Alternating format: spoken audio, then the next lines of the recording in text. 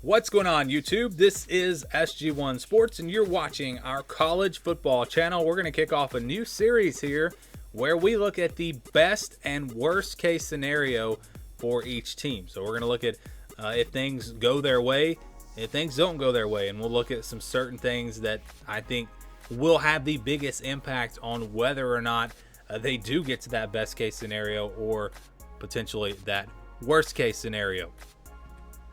So the best case scenario for Alabama, I think most Alabama fans would say it's another national championship, but we're going to dive in and look at the things that I think would need to go their way if they were to have the best case scenario play out in 2021. And then we'll look at the schedule and kind of give you the best case scenario there. We start with Bryce Young. Best case scenario, Bryce Young is a star. Bryce Young goes out in his first year. He's a Heisman candidate, or not even a Heisman candidate, but an all SEC type quarterback.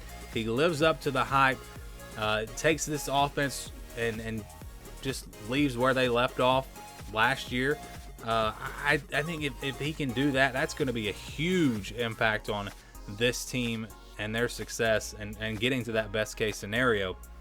So number one, Bryce Young is going to be a star if they again get to that best case scenario. What else?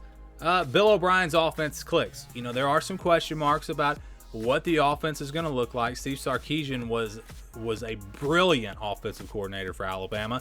Took this offense to heights that they had never reached. Can Bill O'Brien do the same? That is going to be a question mark. We don't know what's going to happen. I think there's plenty of potential for it to work with the talent that they have, but how does it all come together this offseason? That will be something that we want to watch, and if it clicks, then you're going to have a great chance to get to that best case scenario. And how about the O-line? You lose some guys there, some leadership on that offensive line that is gone, guys that they're really going to miss, like Landon Dickerson. You're also going to lose Alex Leatherwood, Deontay Brown. So leadership and talent gone off of that offensive line. That's going to be a little bit of a question mark for them, but assuming the young guys step up and the offensive line plays at a high level, then again, that's going to be big for them this year. Also, how about John Mechie getting some help? They've got talent at wide receiver, don't get me wrong, but they don't really have much proven talent. You look at Devontae Smith being gone here. Who is going to step up? Mechie appears to be in line to be the go-to guy for them. Just looking at last year, is really the only guy that was really significant in the passing game. Other guys, played, but who's going to step up? A young guy potentially, maybe a Slade Bolden, maybe Jaleel Billingsley, who is kind of a hybrid tight end wide receiver. Someone will have to step up. But let's say they get that number 2 wide receiver to take the pressure off of John Mechie. If they're able to do that, watch out. This passing attack is going to be very dangerous once again. And what else here? We've got the pass rush. If the pass rush is elite, I'm not worried about anything else on defense. The linebackers are going to be very strong. Best group of linebackers in the country next year, I think. Secondary looks really good. They didn't really lose much there outside of Patrick Surtain. The pass rush, though, Christian Barmore was really the only guy that had spent significant time sacking the quarterback. I mean, you look at the other guys, they have 1 or 2 sacks or whatever, but Barmore was huge for them last year. He was a guy that you had to double team. He had, I believe, 8 sacks last season. They're going to miss him. And when I say pass rush, I'm talking more about the defensive line, because I know they like to blitz, and the linebackers are going to get it back there as well. But can you get it from the defensive line? If they can do that with the talent they have behind them, the linebackers, secondary, Alabama's defense has a chance to be one of those elite defenses that we have seen in the past. So that's going to be a big thing to watch for there. But if they can do that, if the passing game can pick it up right where it left off, John Mechie gets some help, offensive line steps up and gives Bryce Young plenty of time to throw. That was one of the things last year. Mac Jones had all day to throw, and everything clicks on offense. Bryce Young does what he's supposed to do. All of that working together, you're going to get to the best case scenario, I think, for Alabama. So we go to the schedule now, and what does that mean on this schedule? But best case is it's undefeated. I mean, it's Alabama. I mean, how could you say anything else. I mean, their best case scenario obviously is to go 12-0. There's really no one on this schedule where they would potentially lose to. I mean, if again, everything clicks for them, no one's beating them. This team is just too good, too talented. So getting to the best case scenario would be getting to 12-0, and they absolutely can do it. And I don't even know if they need all 5 of those things to happen for them to get to 12-0. But to win a national championship, yeah, I think they might need all of that to happen. So best case scenario is 12-0. Looking beyond that, I think the best case scenario for Alabama is to win a national championship. Yes, they are capable of doing that.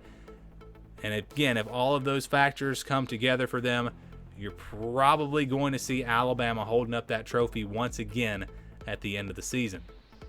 It's not very often that we see Alabama get the worst case scenario because things just don't seem to go that way. But let's say they do in 2021. Let's say everything goes against them. What is the worst case scenario for this Alabama team? Well, we're going to look at a few different factors, things that could potentially play out and go against them, and then look at the schedule and give you, a worst case scenario based off of that schedule. First of all, Bryce Young is a bust. I think this would be your worst case scenario for Alabama. It's hard to imagine him being a bust, honestly. A guy coming in with that much hype and the coaching staff that he has around him, I would be very surprised if he is a bust. Now, will he be a superstar? I don't know about that, but he's going to at least be good. I would be very surprised if he's not. But again, worst case scenario, and it's happened before. We've had big time recruits come in and not live up to the hype. So that would be the first thing to look at here to find a worst case scenario for Alabama. It would be Bryce Young not being very good, being a bust. Bill O'Brien is a bad hire. What if he's a bad hire? What if his offense doesn't work? What if the chemistry's not there with O'Brien and these players? I mean, he's been in the NFL now for several years. It's a question mark. I don't worry too much about it if I'm an Alabama fan, but it's possible that this was a bad hire. And if it is a bad hire, then we could see some struggles on offense. And again, if Bryce Young doesn't play at a high level, the offense doesn't work out, that's going to be a worst case scenario for Alabama for sure. And then the run game. What if the run game struggles? We have seen Alabama be able to consistently run the ball really for as long as Nick Saban has been there. Najee Harris is gone. That is a big loss. They've got other backs. Brian Robinson will be back. Jace McClellan will be back. He was just a freshman last year, so you're going to see him potentially being a guy that steps up for them. Keelan Robinson. This team, I think, is going to be okay at the running back spot. I'm not overly concerned. Trey Sanders, another big name recruit who got injured or whatever, so I'm not too worried about it. But what if the offensive line struggles as well because you're losing 3 of your top offensive linemen? I guess it's possible. And again, this would be the absolute worst case scenario. The run game struggles, something that I don't see happening, but I guess it's possible. And then you get no pass rush from the D-line. We talked about this on the best case scenario. That's really the only question mark I have for this defense because the linebackers are going to be really, really good. The secondary going to be really good. Christian Barmore is gone. He was really the main guy that was able to get to the quarterback from that defensive line. And so somebody needs to step up there. Let's say no one does. Let's say they just don't really aren't able to get to the quarterback with this defensive line. That means you're going to have to blitz more and leave yourself susceptible to big plays in the passing game. So that's something that could potentially, again, go against them. And then also, how about this? The O-line can't protect the quarterback. Talked about them a second ago. In the run game, what if they can't protect the quarterback? As good as Bryce Young may be, if he's running for his life, he's not going to be a very good quarterback. So that is something else to look at. Again, with 3 big-time players in that offensive line gone, will these youngsters be able to step up and protect Bryce Young? Let's say all of this happens. Let's say Bryce Young is a bust. The offense doesn't work. The run game struggles. The offensive line can't protect. They don't get any kind of pass rush from the defense. If all of that happens, what will be the result on the field? Well, we look at the schedule here for Alabama, and there are games that they're going to win. There's no doubt about it, even if you do get to the worst case scenario. But let's just go first and look at the absolute worst case scenario. And I'm talking about things really, really, really go awful, this is not even a realistic scenario. But worst case, absolute worst case scenario for Alabama would be 6-6, because I think even if everything goes against them, they still beat Mercer, Southern Miss, Mississippi State, Tennessee, New Mexico State, and Arkansas. There is no way they lose any of those games. But now we're talking about a realistic worst case scenario. If the things I talked about a second ago actually happen and they do struggle in those areas, what would be a worst case scenario? Miami is a team that's capable of playing with Alabama. They got a lot coming back. They got a dual threat quarterback, something Alabama has struggled with in the past. Florida's a tough place to play. Ole Miss's offense, we know what they can do. Texas A&M is getting close. LSU going to be pretty good this year. And then Auburn, rivalry on the road, you never know. So I think a realistic worst case scenario for Alabama would be in these 6 games that they would split them. So I think the worst case, a realistic worst case scenario for Alabama is 9-3. That's really, to me, as bad as it would get if you're Alabama. I don't think that's going to happen. I think they're much closer to a best case scenario because they've got Nick Saban as their head coach.